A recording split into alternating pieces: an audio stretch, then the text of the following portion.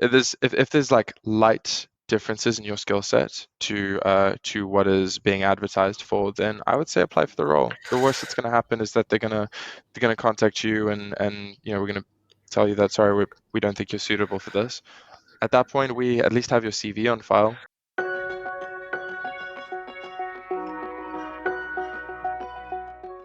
Hi, I'm here with Daniel Erasmus. Daniel, could you please introduce yourself? Hi, my name is Daniel Erasmus. I am a C#.NET and software testing recruitment consultant.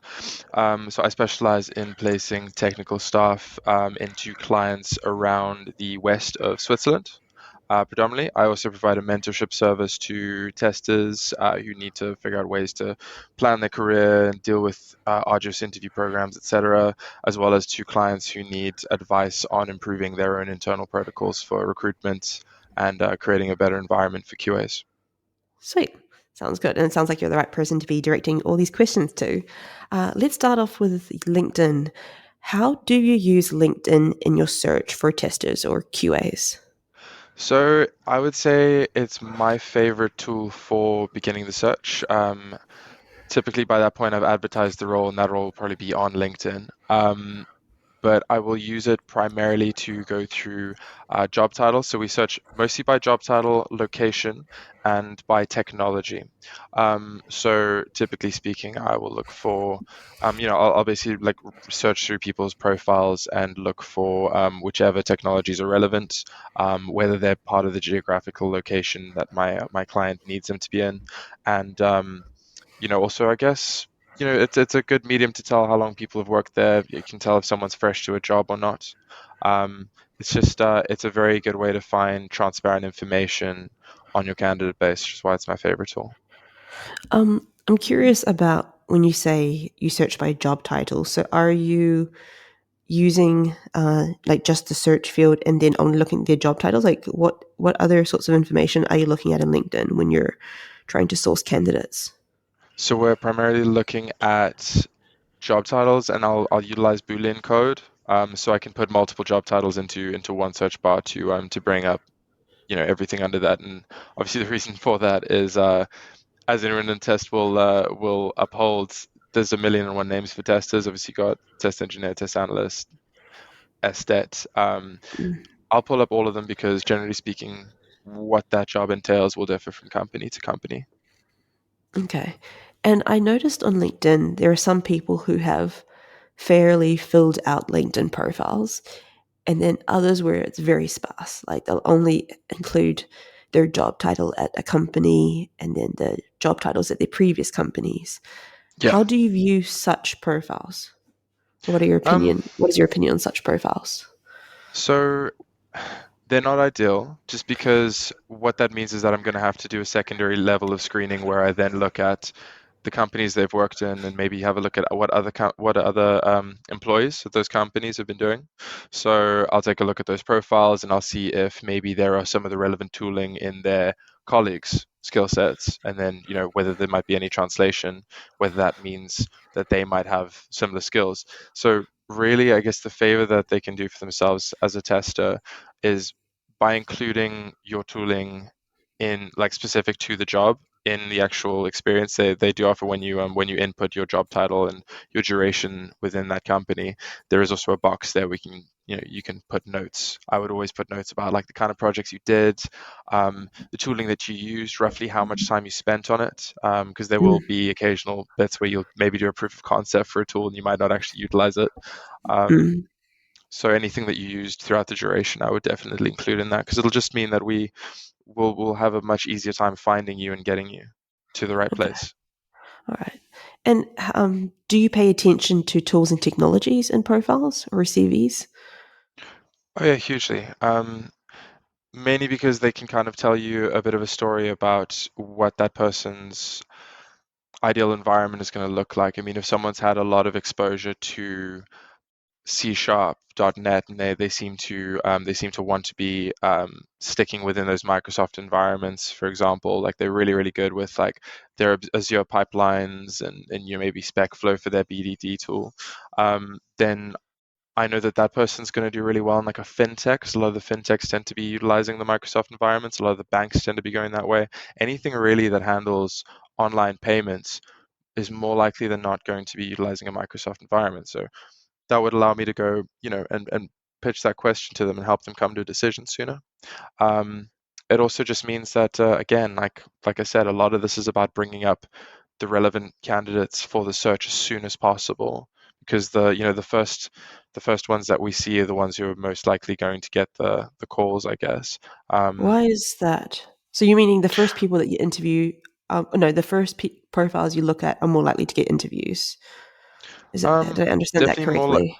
more likely to get a pre-screen call for us. We'll obviously try and screen as many candidates as we possibly can, but we only have so Mhm, much time. So if you're putting a profile up that has no technical skills on it and you've just got your mm, company names, that I'm going to have to then go and do, a deep dive into those companies and figure out whether you even been utilizing the right kind of technology for what my client wants, versus mm. the other 5 to 10 profiles that have come up that have everything listed.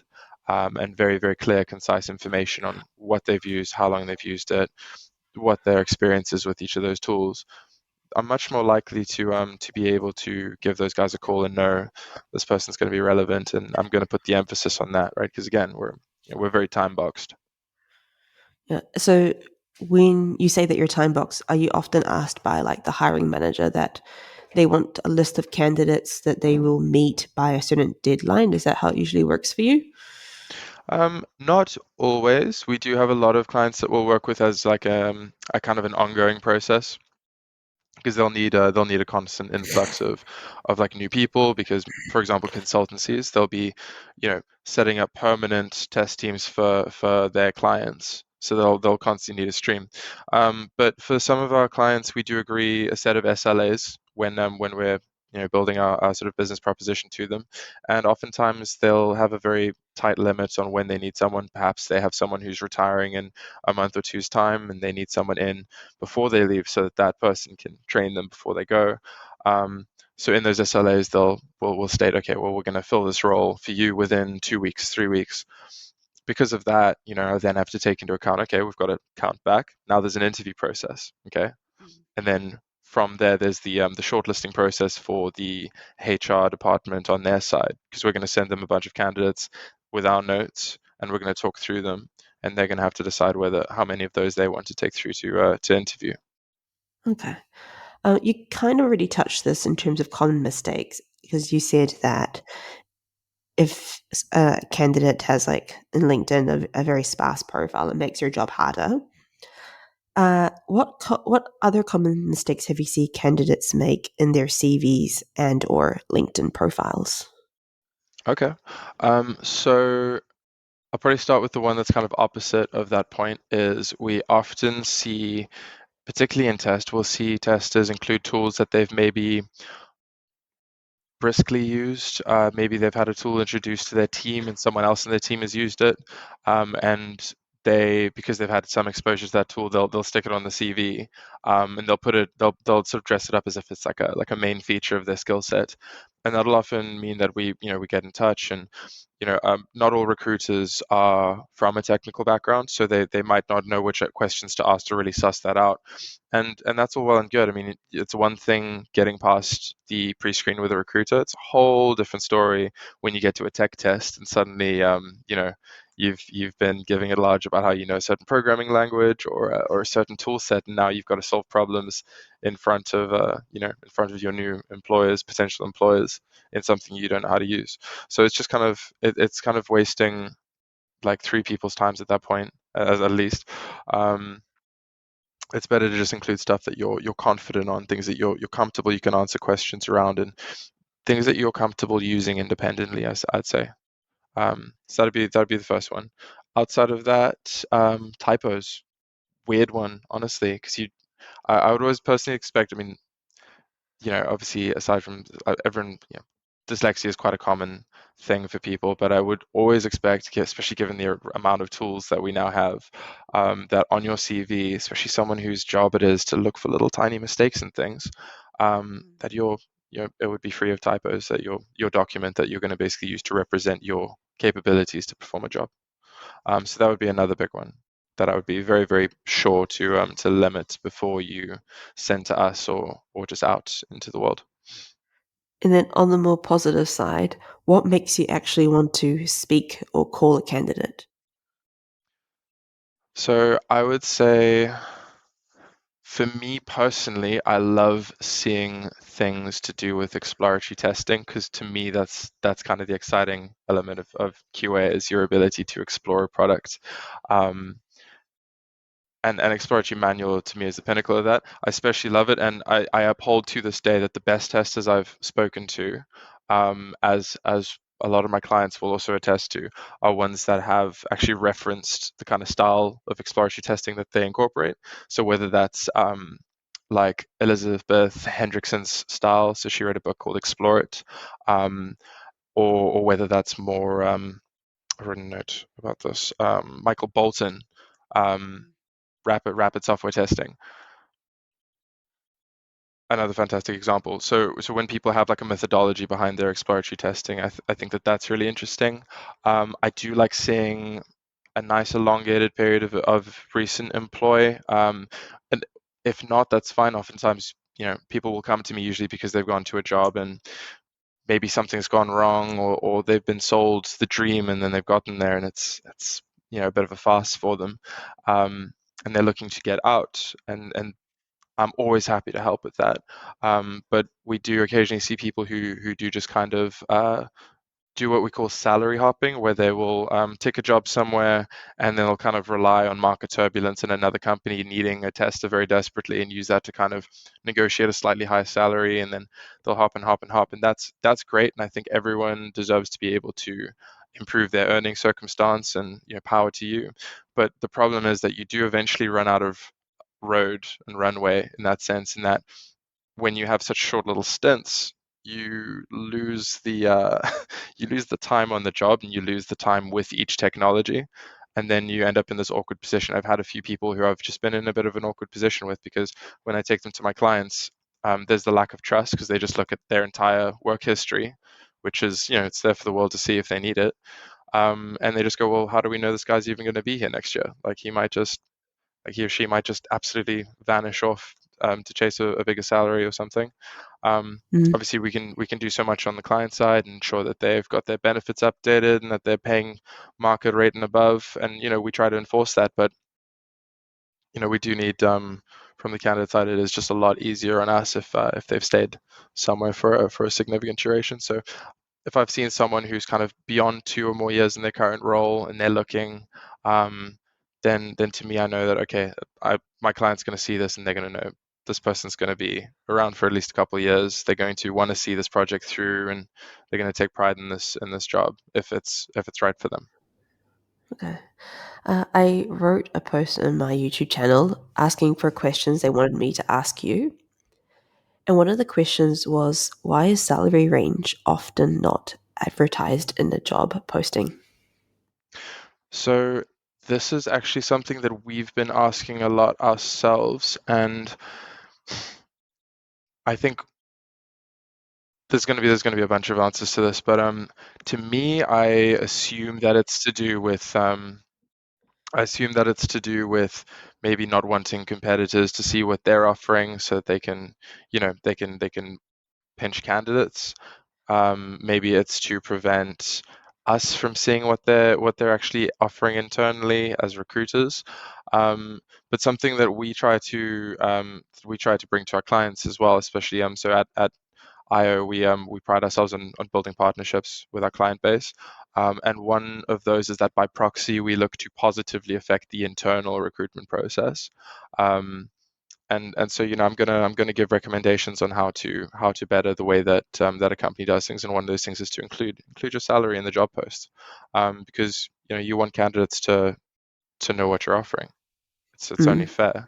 Um, obviously the train of thought that places they might have a limited budget, they might only be offering under market rate.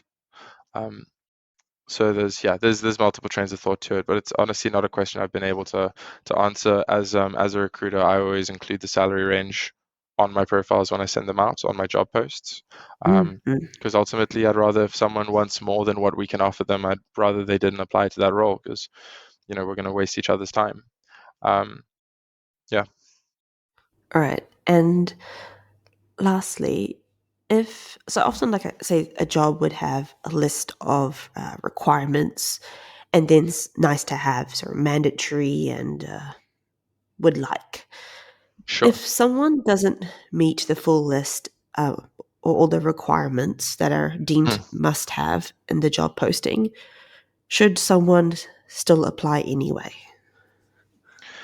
I think it depends on which requirements and to what degree. So we try to include like a list of must-haves, and obviously if you don't have any of the must-haves, then I would say probably don't bother applying. So it might be that we require a certain language, and that's something that our client finds non-negotiable. They require someone who can speak the same language that their clients are going to be speaking, or that the rest of the team speaks, in order for them to run an effective business. Um, there might be other elements like certain tools. If you haven't used SpecFlow but you've used Cucumber, I mean, they both use Mm, Gherkin, so it's not going to make a difference, is it? Um, mm, and equally, I mean, I've got a lot of clients who, while their existing frameworks, they might have frameworks in Selenium.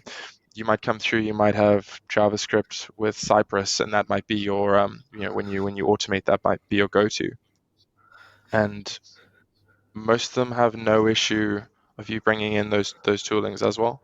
So I would definitely say it's worth popping the question. If something doesn't seem like it's crucial, like it's not like a language basis or location basis, because I mean we do often get people applying from the other side of the world for roles that are not remote, where we need, mm. we're clear about people needing to go into the office. Obviously, we can't help you at that point. Um, but yeah, if there's like light differences in your skill set to what is being advertised for, then I would say apply for the role. The worst that's going to happen is that they're gonna contact you and we're going to tell you that sorry we don't think you're suitable for this. At that point, we at least have your CV on file, um, and I think that that goes double for if you're applying directly. Okay. Um, one thing I'm curious about, you're saying how it's common for people to apply for jobs where they're not like nearby physically, but the role is stated as an office role. But then maybe those people were hoping to be sponsored. So then is it general like practice that people would always explicitly state if visa sponsorship is offered, or is there ever any hope in applying for a role that's like physically very far away? So I can't speak for all agencies, but I know that whenever we have been given a role that offers sponsorship, it's something that we will advertise, Mm, 100%, just on an ethical ground as something to be able to offer someone the ability to move and potentially earn more and live in a different country for work. I want to be able to offer that as much as mm, possible. So of course, if it's on offer, it'll be made known. Um, I can't obviously always enforce that clients do that because obviously in order to offer sponsorship, they have to pay a fee to whichever government agency requires it in order for that to take place. Um, so it is a bit of a tough one, and I do have so many conversations with amazing testers, and it can be very frustrating for both parties when the only thing kind of holding them back is a lack of sponsorship or an incorrect visa for what's required. Um, but there's sometimes only so much you can do. All I can say and all I can promise is that we do keep every CV on file, and we do try to keep contact with everyone. And when there are those roles available, we do try to get in touch with as many as possible that we can help. okay, thank you. Do you have any other advice for people who are looking for roles at the moment? I think it's super important for testers to try and modernize their skill sets. I did a talk with Callum Akehurst Ryan called "Do We All Need to Be SDETs?" And essentially, Essentially, the skill set and the requirements for a lot of places are certainly moving that way. And I definitely think that there is value to picking up at least one coding language, whether that's Python, JavaScript, even Ruby, C Sharp, things like that, pairing it with a suitable framework and having that as a tool in your arsenal. Um, but something that we try to explain is that it is just a tool. Automation testing is just a tool, and the moment you remove the human element, you know, are you really testing? Are you really are you really checking for all those bugs at that point? There's only so much that that automated UI or browser test can actually cover. So you need to have the exploratory element as well. I would say add one technical tool per year. Try and keep up to date. Make sure that you're following, and you can always ask me. You can always ask, most recruiters will be aware because they're going to be speaking. We talk to clients every single day. We know what's being asked for and what's being demanded. So if in doubt, speak to a recruiter and ask them what automation tools are in demand right now, and we'll be able to give you a list and probably some numbers as well. Because it's a lot of what we do is just talk about that stuff. And then outside of that, I would say, yeah, improve your exploratory skills as well. Think creatively about it. That's what makes testing awesome, is that creativity and putting yourself in other people's shoes and deploying your empathy to figure out what it's going to feel like for the end user to use that product. Sweet, thank you. If someone likes what you said and they wanted to find you online, how could they go about finding you? I think the best possible way would be to go onto LinkedIn and type in Daniel Erasmus. I'm at IO Associates. Um, we're headquartered in the UK, but we've got an office in Switzerland and we've got a couple of offices in the US. Um, so we're around. But yeah, I'd love to hear from anyone who wants to chat. Sweet, thank you for your time, and I'll also include a link to your profile in the description below. Thanks. Marvelous. Thanks, Nicola.